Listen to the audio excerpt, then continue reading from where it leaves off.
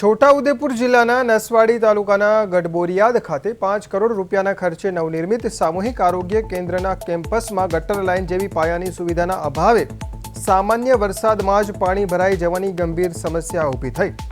PIU વિભાગ દ્વારા RCC રસ્તો અને ભવ્ય બિલ્ડિંગ તો બનાવી દેવાયા, પરંતુ વરસાદી પાણીના નિકાલની યોગ્ય વ્યવસ્થા ન કરવામાં આવતા દર્દીઓ અને સ્ટાફ માટે કેમ્પસમાં અવરજવર કરવી મુશ્કેલ બની ગઈ।